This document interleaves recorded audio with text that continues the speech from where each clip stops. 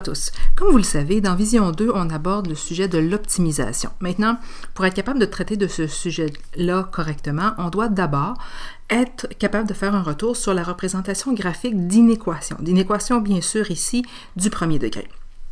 Donc, comme vous le savez, l'ensemble solution d'une inéquation peut se représenter à l'aide d'une méthode très simple, une méthode graphique qui va nous permettre de voir l'ensemble solution concerné par cette inéquation-là. Donc, pour faire ça, au besoin, on va aller écrire notre inéquation en isolant la variable y. C'est parfois déjà fait pour vous, sinon, c'est quelque chose qui est assez facile à faire rendu à votre niveau. Ensuite, bien sûr qu'on va aller tracer la droite frontière de l'équation. Donc, ce qu'on fait, c'est on va devoir établir une table de valeurs et pour ça, on va donc utiliser la droite frontière qui est celle obtenue avec le égal au lieu du symbole d'inéquation. Ensuite, s'il s'agit d'un trait plein pour notre droite, ça voudra dire que dans notre inéquation de départ, on avait soit plus petit ou égal ou plus grand ou égal, et notre droite sera pointillée. Donc, le trait en tant que tel sera un trait pointillé si on avait strictement plus petit ou strictement plus grand. Ensuite, il va nous rester à déterminer le demi-plan qui va correspondre à la région recherchée. Et pour ça, il y a différentes façons de faire. On peut se servir du symbole en tant que tel ou encore utiliser un point test au besoin.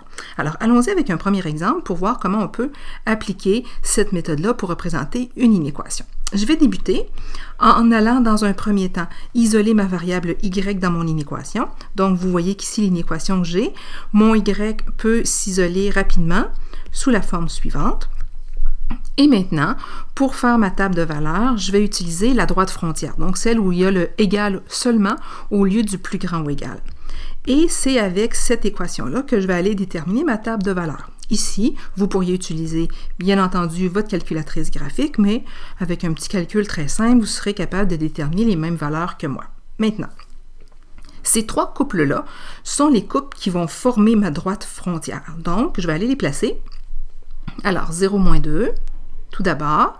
Ensuite, 2, 2. Après ça, 4, 6. Et à partir de ces trois points-là, je dois tracer ma droite. Maintenant, on doit vraiment bien observer notre symbole. Parce qu'ici, on avait le symbole avec le égal. Ça voudra dire qu'on va avoir un trait plein. Donc, notre droite sera une droite pleine en tant que telle. Je vais aller la tracer tout de suite. Bien entendu, là, vous comprenez, moi, je fais ça à main levée. Vous feriez ça sur une feuille avec votre règle comme support. Ensuite, toujours en fonction de mon symbole, moi, je peux déjà anticiper parce que mon y était vraiment bien isolé dans mon inéquation. Je peux donc anticiper que comme je cherche la zone où les y, les hauteurs, sont au-dessus, plus grand ou égal à ma droite, je vais donc me trouver au-dessus de la droite en tant que telle. Donc, je sais que la zone que je recherche est cette zone-là. C'est ça l'ensemble solution de mon inéquation. Maintenant, on pourrait aussi utiliser un point test. Ici, je vais utiliser 0, 0 pour une seule raison.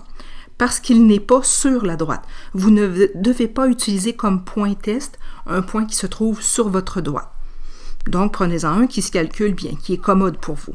Si je l'utilise et que je remplace ces valeurs-là dans mon inéquation, je vais faire le calcul suivant. Et ma question, c'est de me poser, est-ce que c'est vrai qu'avec ces nombres-là, j'ai respecté le symbole de mon inéquation? Donc, est-ce que c'est vrai que quand y vaut 0, 2 fois 0 moins 2, c'est un nombre qui est plus petit que lui?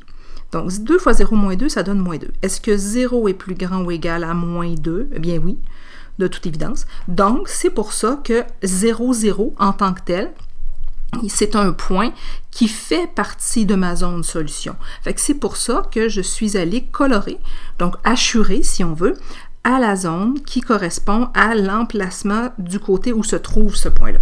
Donc, c'est pour ça que je disais que l'ensemble solution, c'était ça. Maintenant, à l'aide d'un deuxième exemple, je pense que ça va vous réactiver les notions pour vous. Donc, si on y va, j'ai une inéquation. Je vais prendre le temps d'isoler ma variable y dans mon inéquation. Alors, si on fait ça, on obtient cette chose-là. Je vais me servir de la version équation et non pas inéquation pour aller déterminer ma droite frontière. Encore une fois, on peut utiliser sa calculatrice graphique pour aller activer la table de valeurs ou encore, on le calcule nous-mêmes. On va aller placer d'abord nos trois points, donc 0, moins 6, 3, 0 et le point 6, 6. Encore une fois, ces trois points-là seront les points que que je vais utiliser pour faire ma droite en tant que telle. Mais cette droite-là, parce que dans mon symbole, je n'ai pas le égal, ça voudra donc dire que ma droite sera une droite pointillée. Donc, quand je vais aller la tracer, cette droite-là, je vais m'assurer que mon trait n'est pas un trait continu.